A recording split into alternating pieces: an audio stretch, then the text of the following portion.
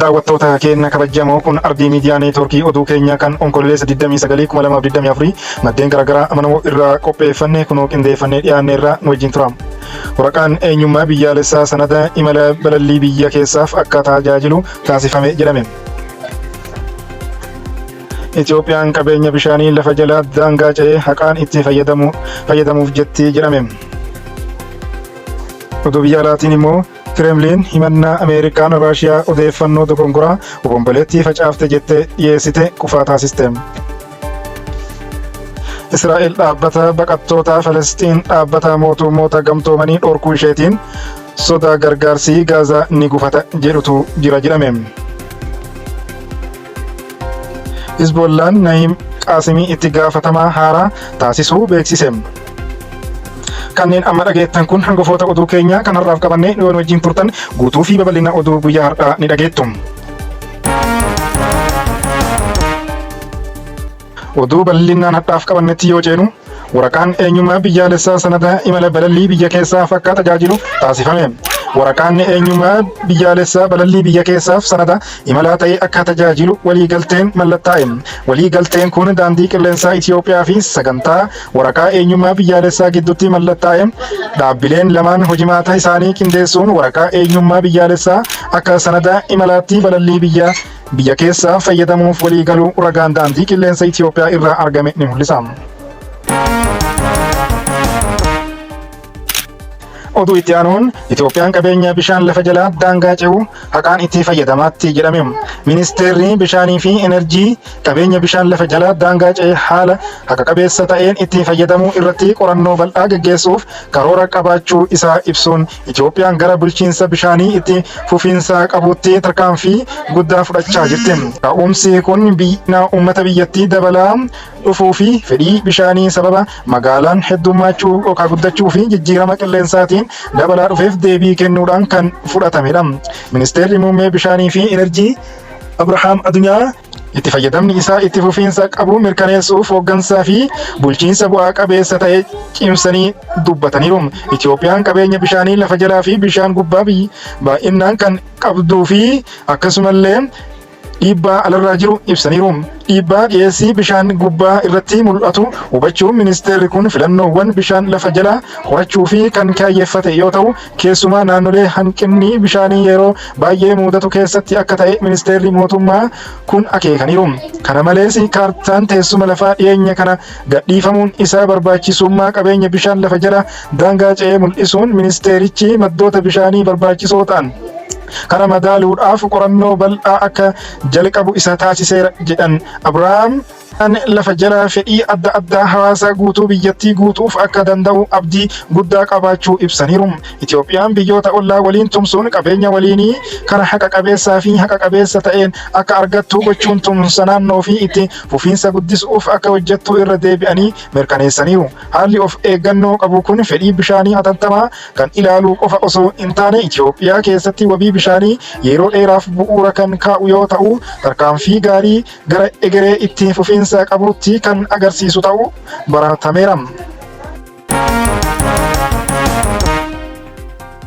Gara oduu biyya alaa irraa qindeeffanneetti yoo ceenu immoo Kremlin himannaa Ameerikaan Raashiyaa odeeffannoo dogongoraa obomboleettii facaafte jettee dhiyeessite kuffisteerti.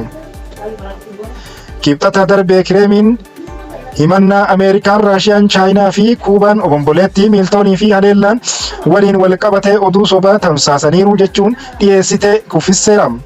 Dubbii himaan Kremlin Dmitry Peskov gaazexeessitootaaf akka himanitti waa hundaaf Raashiyaa komachuun amma sirna fakkaata jedhan.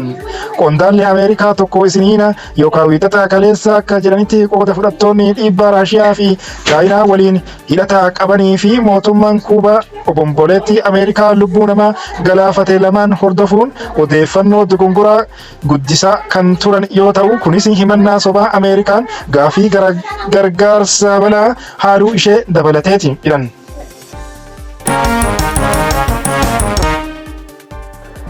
Oduuba giddu galeessaa ka waqtaawaa ta'een immoo Israa'el dhaabbata baqattoota Falastiinii dhaabbata mootummoota gamtoomanii dhorkuu isheetiin sodaa gargaarsi Gaazaa ni gufata jedhamee yaadamee jedhan.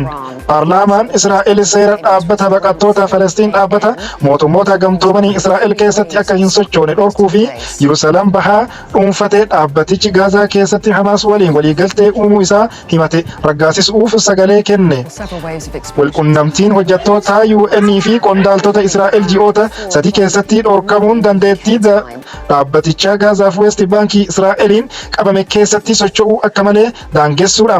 Waraana Israa'el kan qaxxaamura gara Gaazaatti seenu hunda to'atu waliin tumsi gochuun UN gargaarsa gara naannoo sanaatti dabarsuudhaaf barbaachisuudha. Dhaabbata UN isa guddaa achitti lafaa irratti hojjetudha. US fi UK dabalatee biyyoonni hedduun tarkaanfii kanaan yaaddoo guddaa akka qaban ibsaniiru. Israa'el ammallee ergama namoomaa gara kaaba Gaazaatti akka hin raawwanne dhorkaa jirti jedha UN. Dubbii himaan ministeera dhimma alaa Ameerikaa Maatiyoo Miilar Israa'el uggura kana irraa deebitee akka ilaaltu gaafataniiru. UN yeroo ammaa kana gargaarsa namoomaa Gaazaatti gaggeessuun bakka hin bu'u jedhan. Muummichi ministeera UK Sir Keir Starmer seerotiin kun UN hojii barbaachisaa Falastiinotaaf akka hin danda'amne gochuun deebii namoomaa idil addunyaa Gaazaa keessatti kennamu guutuu balaadhaaf saaxilu jedhan. Hoogganaan dhaabbata mootummoota gamtoomanii Antonio Guterres tarkaanfiin kun baqattoota Falastiin irratti bu'aa hamaa qaba jedhan. Kun namoota miliyoona 2 ol ta'an hundi jechuun ni danda'ama. Gargaarsaa fi tajaajila ejensichaa irraa argamu irratti hirkata jedhan. Hizbollaan Na'iim Qaasim itti gaafatamaa haaraa taasisuu beeksise. Itti aanaan hoogganaa irra guddinni isaanii kibxata darbee kan ifoome Qaasim Hasan Nasrallaa bakka bu'aan barreessaa olaanaa garee hidhattoota Libaanos keessa jiraatan ta'uun hojjechaa jiru. Nasrallaan dhuma baatii adoolessaa keessa Beeruut keessatti haleellaa Israa'eliin ajjeefame erga Israa'el ji'a sanatti xiyyeeffannoo ishee gara kana irratti garagalchite as qondaaltonni olaanoo Hizbollaa biroo hedduun irratti xiyyeeffataniiru.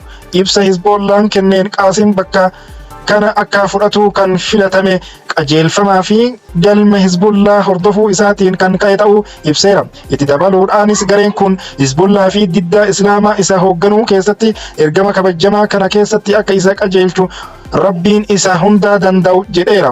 Ajjechaan Nasrallaa kan sochii Shi'aa Libaanos ija deeggartoota isaa fi naannoo bal'aa keessatti of keessaa qabu garee duraanuu sababa ajjechaa Israa'el ji'ootaaf raawwatameen hooggansa isee baay'ee dhabe keessaa bakka duwwaa akka dhiisetti ilaalame.